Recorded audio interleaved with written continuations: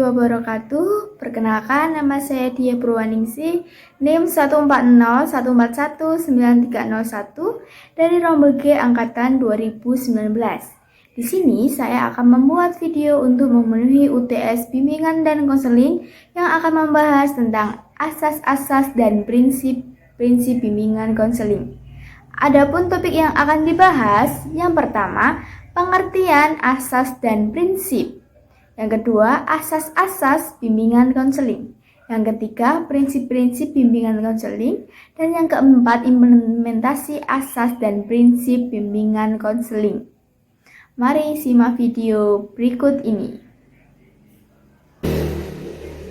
Topik yang pertama yaitu pengertian prinsip dan asas. Prinsip berasal dari kata prinsipra yang artinya permulaan dengan suatu cara tertentu melakukan hal-hal lain yang keberadaannya tergantung dari pemula itu. Nah, kemudian prinsip bimbingan dan konseling itu merupakan pemaduan hasil-hasil teori dan praktek yang dirumuskan dan dijadikan pedoman sekaligus dasar bagi penyelenggaraan pelayanan. Adapun asas itu berarti dasar cita-cita dan hukum dasar. Nah, asas-asas bimbingan dan konseling ini merupakan suatu ketentuan-ketentuan yang harus diterapkan dalam penyelenggaraan pelayanan bimbingan dan konseling. Topik yang kedua yaitu asas-asas bimbingan dan konseling. Nah, menurut Prayitno 1999, asas-asas yang dimaksud itu adalah asas kerahasiaan, asas kesukarelaan, asas keterbukaan, asas kekinian, asas kemandirian, asas kedinamisan, asas kegiatan, asas keterpaduan, asas kenormatifan, asas keahlian, asas ahli tangan, dan asas tuturi handayani. Nah, yang pertama itu asas kerahasiaan. Ini berarti segala sesuatu yang dibicarakan siswa kepada guru BK tidak boleh disebarluaskan kepada pihak-pihak lain. Nah, kemudian yang kedua, asas kesukarelaan. Nah, ini berarti tidak ada paksaan daripada guru BK dan siswanya itu sukarela tanpa ada perasaan terpaksa. Kemudian asas keterbukaan ini hanya dari pihak siswa saja, tetapi juga keterbukaan dari pihak guru BK. Nah, yang selanjutnya asas kekinian. Asas kekinian itu masalah konseling yang ditangani melalui kegiatan bimbingan dan konseling ini adalah masalah-masalah yang saat ini sedang dirasakan. Nah, kemudian asas kemandirian. Asas kemandirian ini harus disesuaikan dengan tingkat perkembangan dan peranan siswa dalam kehidupan sehari-hari. Nah, ini juga dapat menjadikan siswa itu dapat berdiri sendiri, tidak bergantung pada orang lain, atau bahkan tidak tergantung pada guru BK-nya itu sendiri. Nah, yang selanjutnya yaitu asas kegiatan. Asas kegiatan ini, para guru BK itu hendaknya menimbulkan suasana agar siswa yang dibimbing itu mampu menyelenggarakan kegiatan yang dimaksud dalam penyelesaian masalah yang menjadi pokok pembicaraan dengan konseling. Kemudian yang ketujuh, asas kedinamisan. Nah, asas kedinamisan ini menghendaki terjadinya perubahan pada diri siswa yang dibimbing, yaitu perubahan tingkah laku ke arah yang lebih baik. Kemudian yang kedelapan, asas keterpaduan. Asas keterpaduan ini merupakan layanan bimbingan dan konseling berupaya untuk memadukan berbagai aspek dari siswa yang dibimbing. Nah, kemudian yang kesembilan, asas kenormatifan. Nah, di dalam asas ini, usaha layanan bimbingan dan konseling itu tidak boleh bertentangan dengan norma-norma yang berlaku. Nah, kemudian yang ke-10, asas keahlian. Asas keahlian ini dilakukan secara teratur dan sistematis.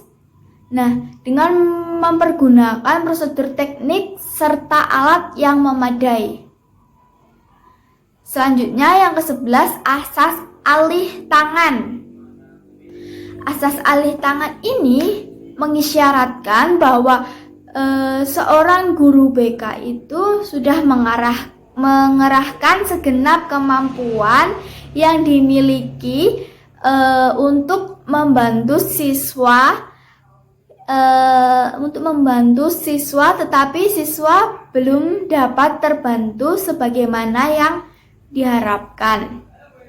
Nah, yang terakhir yaitu asas Tutwuri Handayani. Asas ini merujuk pada suasana umum yang hendaknya tercipta dalam rangka hubungan keseluruhan antara guru BK dan siswa.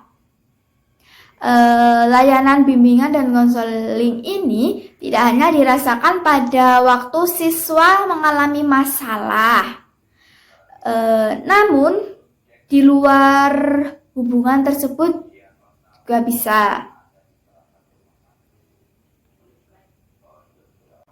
Kemudian yang ketiga, topik yang ketiga yaitu prinsip-prinsip bimbingan konseling.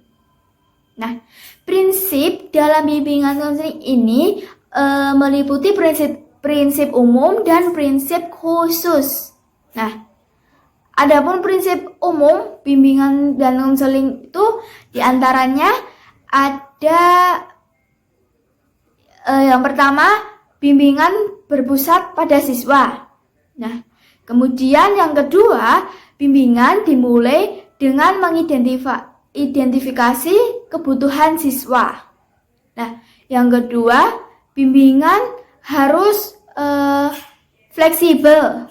Nah, yang keempat, mengenal dan memahami perbedaan siswa.